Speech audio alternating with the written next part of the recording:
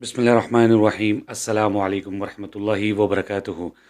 पिछले दिनों मैंने एक वीडियो की थी जिसमें मैंने कहा था कि नमाज़ शुरू करने से पहले आपको नियत बाकायदा ज़बान से अपने अल्फाज़ों में कहने की ज़रूरत नहीं है। तो उस पर मेरे भाई ने ये मैसेज भेजा था, हमारा इस्लाम बहुत आसान है, क्यों आप लोग उसको इतना हार्ड बनाते हैं? बेशक अल्लाह सब के दिलों का हाल जानता है। अल्लाह को हर ज़बान आती है और वो पूरी कायनात का मालिक है। जी मेरे भाइयों, बिल्कुल आप ठीक कह रहे हैं। असल में हमने मुश्किल नहीं बनाया। जब तक हम इल्म हासिल नहीं करेंगे तब तक हमारा दीन मुश्किल ही होगा। हम लोगों ने खुद इसको मुश्किल बना दी क्योंकि हम खुद नहीं पढ़ते।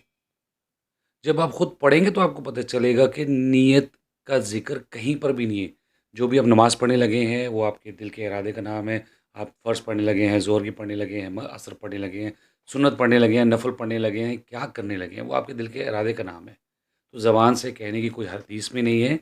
और इसके अलावा देखिए ना, मैंने जब पिछली एक वीडियो की थी कि इशा की इतनी रकात होती हैं, तो बड़े लोगों ने मुझे मैसेज किया कि आप आगे लोग पढ़ते नहीं हैं, आप कम से कम उनको पढ़ने तो दें। भैया मैं वही तो कह रहा हूँ कि ऑलरेडी लोग पढ़ नहीं रहे, तो दीन हमने मुश्किल किया, मैंने किया, या आप लोग खुद अपने लिए मुश्किल बना रहे हैं। जब मैं कह रहा हूँ कि 4 फ़र्ज़ हैं, 2 सुन्नत अ, मौक़िदा हैं, वो मौक़िदा हैं, वितर है, आखिरी नमाज़ है, वो वितर है। तो मुझे नहीं समझ आती कि आप वितर के बाद भी 2 नफ़ल पढ़ रहे हैं, वितर के बाद तो कोई नमाज़ नहीं है। आखिरी नमाज़ तो वितर है, तो आप वितर के बाद भी 2 नफ़ल पढ़ रहे हैं इशा के वक़्त।